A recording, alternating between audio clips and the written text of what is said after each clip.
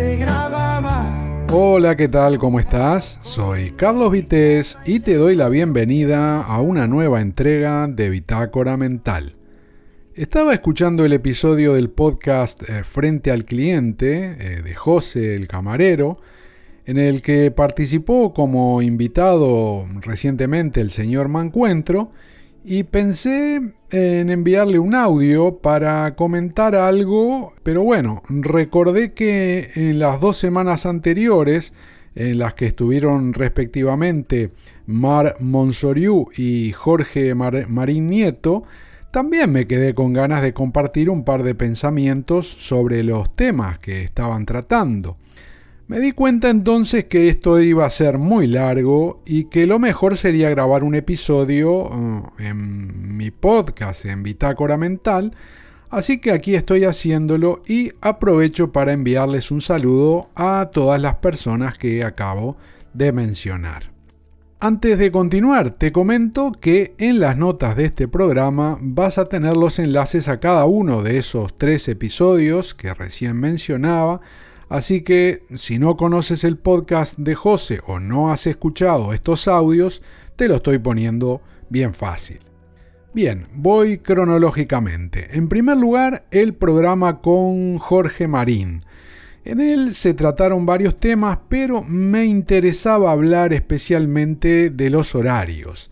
Sabemos que en Madrid hay una libertad que, por ejemplo, no tenemos en Cataluña, al menos de momento. Y como todo en la vida, cada cosa tiene sus ventajas y sus desventajas. La liberación de horarios bien hecha debería servir para crear más puestos de trabajo, dinamizar el comercio y obviamente generar un beneficio para la sociedad en su conjunto, incluido, ojo, el Estado, ese socio silencioso que siempre se lleva lo suyo y nunca quiere saber de tus problemas. Creo que la época en que vivimos, donde mucha gente ya ni compra en supermercados, tiendas de ropa, ferreterías o cualquier cosa que se te ocurra, porque, bueno, hacen su pedido online a cualquier hora del día o de la noche y reciben la compra cómodamente en casa, el hecho de tener restricciones horarias, lejos de ayudar a la economía local, creo que atenta directamente contra infinidad de empleos, de los más vulnerables sobre todo. Y no me quiero extender en esto porque sin duda el debate y sus aristas darían para muchas horas de análisis. Por eso, bueno, y en resumen, solo quiero decir que, bueno, estoy a favor de la liberación horaria. Obviamente, siempre que vaya ligada a una legislación adecuada, para que no atente contra los derechos de los trabajadores, pero también el de los ciudadanos, porque ciertas actividades comerciales en algunos sitios concretos y sin un horario razonable pueden ser un grandísimo dolor de cabeza para los residentes del lugar. Creo que lo más importante en todo esto es el papel del Estado con una responsabilidad de control irrenunciable. Por eso resulta inadmisible algo bueno, público y notorio que José ha comentado más de una vez en su podcast. Me refiero a las jornadas interminables de los trabajadores de su sector, de la restauración, el no respetarse los descansos correspondientes y bueno, también cosas como que se les haga cotizar por menos horas por media jornada y trabajan una completa, en fin, todas esas cosas que ocurren y son más que sabidas, pero que siguen y no pasa nada. El coste de tener inspectores o controlar de la forma que sea que no haya ese tipo de abusos creo que es prioritario y está más que cubierto por los impuestos que pagamos, que no son precisamente pocos. Pero si el coste fuera un argumento, que quizá lo sea, para no dar esta guerra, solo con las multas ya se financiaría el sistema de control, porque todos sabemos perfectamente que hay mucho por corregir. Volviendo a la liberación de horarios, no puede resultar en que alguien tenga que trabajar cubriendo más de lo humanamente posible. No se puede pagar igual cualquier día y horario de la semana o un día festivo a cambio de alguna ventaja que siempre resulta mínima y termina jugando en contra. Tenemos tecnología para controlar lo necesario y hacer que si un comercio abre más horas o días, eso no implique explotación laboral y muy por el contrario, resulte en la creación de nuevos puestos de trabajo con una oferta atractiva para clientes habituales, también nuevos consumidores y que dejen su dinero en el comercio de cercanía y no en plataformas de internet, bueno, las que sean o comercios los que sean, donde el dinero muchas veces se va de España. Quizá son necesarios algunos cambios de mentalidad para dar un paso positivo en todo esto y aceptar de una vez que del mismo modo que tomarse un taxi de madrugada tiene un sobreprecio, otras cosas también podrían tenerlo. Hay que ponerse en la piel del trabajador. ¿A quién no le gusta llegar a su casa temprano, cenar con su familia y dormirse cómodamente en su cama a una hora decente? ¿Por qué entonces pretendemos que haya una parte de la población que tenga que estar a nuestro servicio, cuando sea y como sea, con una remuneración y carga horaria que en demasiados casos da hasta verdadera vergüenza ajena, hay que decirlo? Entonces, si todos queremos que nos respeten y queremos cumplir un horario, ¿por qué la gente llega a un bar o a un restaurante, aunque también ocurre en otros sitios, y siendo la hora de cierre, pretende que el establecimiento siga abierto y le sigan atendiendo hasta que estos clientes se quieran ir? Esos trabajadores también tienen derecho a terminar su jornada y no regalar su trabajo y su salud, cuidado. Por eso, igual deberíamos ser un poco más empáticos y respetar debidamente el trabajo de los demás como exigimos que se respete el nuestro. Quizá ha llegado la hora de precios diferenciales para poder pagar sueldos diferenciales y así extender horarios, aumentar la cantidad de puestos de trabajo y mover la economía de una forma lógica y razonable. Pero claro, no nos gusta pagar más por las cosas.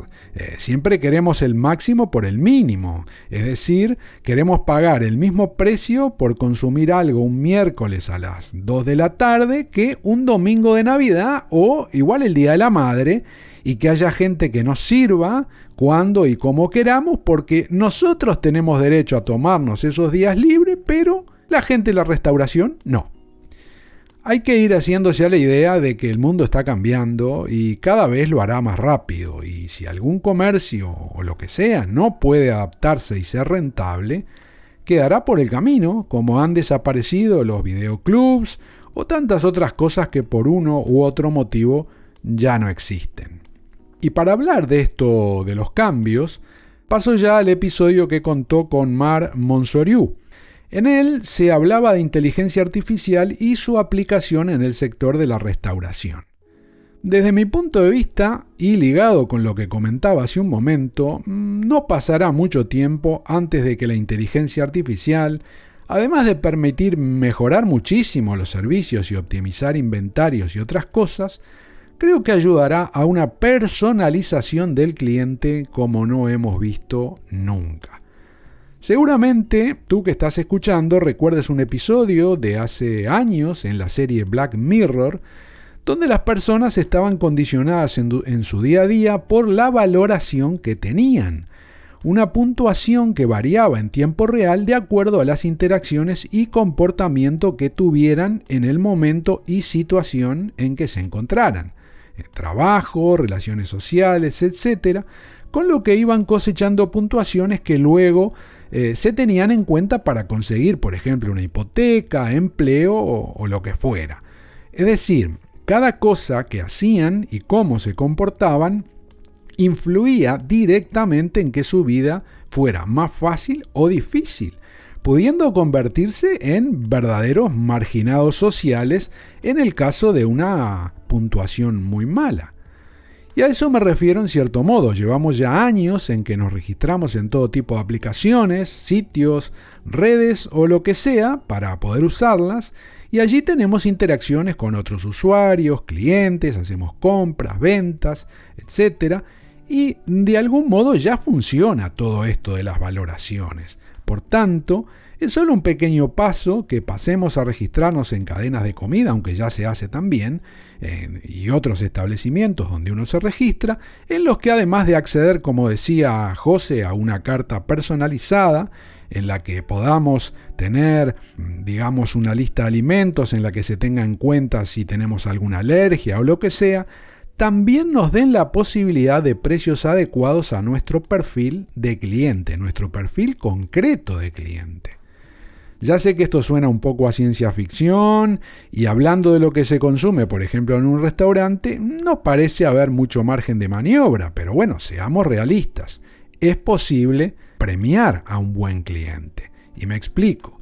No es lo mismo una familia que reserva una mesa para 4 personas en un restaurante, cumple con su horario de llegada, consume, digamos, una cantidad importante en dinero, ¿no? Y rápidamente libera esa mesa para otra gente, que otra, digamos, por ejemplo, otras 4 personas que se tiran ahí 4 o 5 horas charlando entre 2 cervezas compartidas. La rentabilidad para el negocio en cada caso, obviamente, es muy diferente.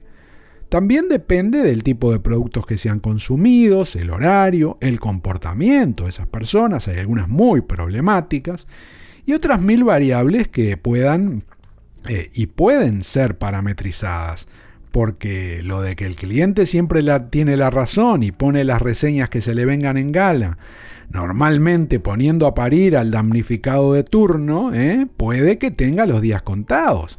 Igual estamos más cerca de lo que creemos de que el restaurante pueda también valorar al cliente y a través de una carta de precios personalizada, por ejemplo, hacerle saber que no es bienvenido allí, sin tener que decir una sola palabra ni mencionar lo del derecho de admisión.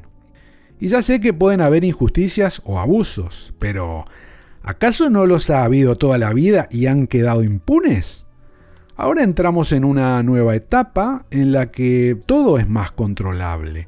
La inteligencia artificial puede contribuir muchísimo a afinar cantidad de aspectos del día a día en cualquier comercio y seguro que nos dará más seguridad y ventajas que desventajas, porque creo que nadie quiere perder dinero ni perjudicar su imagen comercial. Por tanto, creo que podemos confiar en la objetividad, en este caso por parte de los restauradores, a la hora de velar por sus intereses, sobre todo teniendo en cuenta que el cliente tiene millones de sitios donde elegir para comer, para consumir, pero quien abre las puertas al público no puede darse el lujo de, como se dice, hacer capricho contra su bolsillo.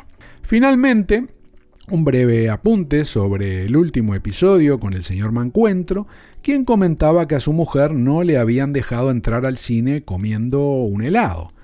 En mi opinión, creo que se debe más que nada a que desde la empresa cinematográfica quieren poner algún límite para evitar los abusos que lamentablemente siempre se cometen. El hecho de no poner ningún tipo de restricción dejaría la puerta abierta para que cada cliente que ingresara a la sala decidiera cómo y con qué lo hace. Seguramente en la mayoría de los casos no habría problema, pero tampoco es menos cierto que podría darse la situación, por ejemplo, de un grupo de amigos entrando con una bolsa de churros cada uno, u otros de fiesta con bebidas alcohólicas, o lo mismo, una familia llegando presurosa desde un McDonald's con sendas hamburguesas, patatas y salsas varias que podrían terminar afectando la experiencia de otros usuarios de la sala, así como las propias instalaciones, ¿no? En lo que se refiere, digamos, a higiene y esas cuestiones. Creo que van por ahí los tiros y, como se dice a veces, pagan justos por pecadores, y una persona correcta con un helado en mano termina siendo censurada para evitar males mayores, aunque de fondo creo que, todos tenemos claro que el punto clave aquí es el económico, porque el cine quiere vender entradas y obviamente más cosas, que además las cobran bien, con lo que si las personas se traen alimentos desde casa o los compran en los alrededores ahí fuera y entran con ellos consumiéndolos, siempre existe la posibilidad de perder ventas, que es lo que no quieren, claro. Y para terminar, Hablando de eso, de entrar a un sitio con cosas que allí no se venden o sí se venden, quería compartir algo que me ha ocurrido varias veces y que seguramente otras personas también han observado. Cada tanto vamos con mi mujer a un establecimiento de comida y no es el de las hamburguesas que se le ocurre primero a todo el mundo, pero ¿qué te puedo decir? Que es una empresa que tiene sus restaurantes en Cataluña y también en Andorra. Pero bueno, identificar a la cadena en cuestión no es relevante para lo que te quiero comentar. A veces pasamos meses sin ir, pero cuando acudimos al sitio en cuestión, siempre lo hacemos temprano. Normalmente es en fin de semana, pero se han dado situaciones entre semana y esas son las que más me han llamado la atención y el motivo por el que comparto estas palabras contigo. Recientemente, no sé si fue un miércoles o un jueves, nos llegamos hasta allí sobre las 12:30 más o menos y no fue la primera vez que nos sorprendió encontrarnos el parking súper lleno, que realmente no lo podíamos creer. No era una fecha especial, tan solo un día de trabajo como cualquier otro, y tuvimos suerte de conseguir el último sitio que quedaba en un espacio en el que a la misma hora, un sábado o un domingo, no hay nadie, está todo vacío. Pues bien, aparcamos el coche, entramos al restaurante y la mayoría de las mesas estaban ocupadas, pero nadie estaba comiendo. Había muchísima gente sentada de a 1, 2, 3 o incluso más personas por mesa y todo plagado de ordenadores portátiles, entre los que era evidente que se había consumido café, agua o, bueno, alguna bebida refrescante, pero en cuanto a comida, más allá de las migas de algún croissant ya digerido, no había ni rastros. Hicimos entonces nuestro pedido, que a la hora de pagar seguramente sumaba más que lo que habían consumido todas las mesas que teníamos a la vista, y mientras esperábamos que nos prepararan la orden, nos quedamos comentando lo que estábamos viendo. Básicamente, gente teletrabajando, porque creo que hasta pusieron a calentar el aceite ahí para nosotros, porque ya digo, fuimos los primeros en llegar que pensábamos comer algo. No había nadie más esperando pedido, con lo que muy pronto, recibimos el nuestro y fuimos hasta una de las mesas que estaba libre, que como digo, prácticamente estaba todo lleno. Estuvimos allí sentados, diría una hora más o menos, y a la altura del postre y café la cosa se fue entonando. Comenzaron a llegar más personas que evidentemente iban a por algo sólido y no en plan coworking. Lo que nos llamó más la atención es que casi cuando nos estábamos yendo, en una mesa en la que estaban trabajando varias personas, algunas sacaron de sus mochilas un tupper y se pusieron ahí a hacer su descanso programado como cualquier hijo de vecino en su sitio de trabajo. No era la primera vez que lo veíamos y más allá de si está bien o mal o el derecho de admisión y otras cosas de las que se ha hablado en los episodios de podcast que he mencionado anteriormente, o lo dicho incluso aquí mismo, la verdad es que me resulta un tanto sorprendente y me da curiosidad saber por qué ocurre esto. Aclaro que no me refiero al hecho de que alguien abra su mochila, bolso o lo que sea y saque su tupper con alimentos que se venden en el establecimiento en el que se encuentra. Me refiero a lo de teletrabajar, porque sobre todo el perfil de la mayoría de los que estaban ahí no coincidía, no cuadraba con eso, ¿no? Te cuento que hablando de la última vez que fuimos en concreto, tanto a mí como a mi mujer nos gustan mucho los coches y aparcando vimos 2 de esos que cuestan más que un piso. Había otros caros también, hay que decirlo, pero hoy con los precios que tiene todo ya uno se va acostumbrando. Pues resulta que mientras estábamos comiendo, mi mujer me decía, ¿de quién serán, no, esos coches? ¿De quién serán esos 2 coches? Y resulta que en determinado momento cerca nuestro, un señor cierra el ordenador, sale del local y fue directamente y se subió a uno de estos coches. Del mismo modo ocurrió con un grupo de gente que una vez fuera comenzaron a despedirse al lado de otro de esos vehículos que hacen girar cabezas. Y así hemos visto repetida la escena en más de una ocasión, cuando llega la hora en que el estómago reclama su prioridad.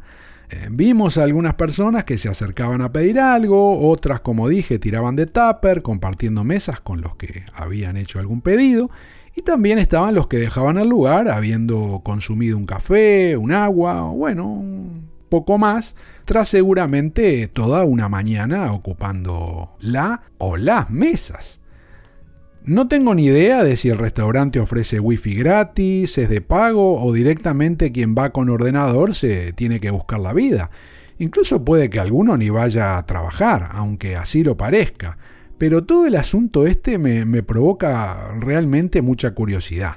Seguramente la inmensa mayoría de las personas a las que estoy haciendo referencia, a juzgar por las pintas y otros detalles, viven en un sitio donde pueden tener un espacio perfectamente dedicado y adecuado a sus necesidades.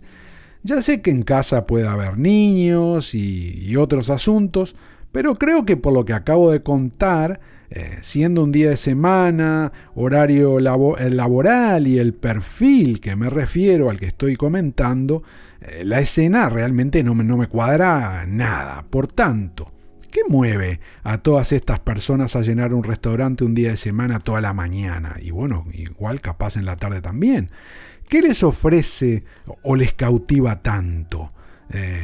¿Van a ligar? No lo sé. ¿Pretenden ahorrarse algo? ¿Evitar recibir a otras personas en su casa? La verdad, no lo sé. Y tampoco lo entiendo desde el punto de vista del restaurante. Da buena imagen tener las mesas llenas por horas, aunque consuman poco, porque igual tienen que estar abiertos y pagar la luz, el personal y todo lo demás. ¿Es rentable en alguna medida? Creo que tengo más preguntas que respuestas, ya lo habrás escuchado. Y por eso he querido compartirlo contigo, porque igual sabes la respuesta y me lo aclaras, o incluso eres uno de esos que se sientan allí en esas mesas y bueno, te apetece explicarlo.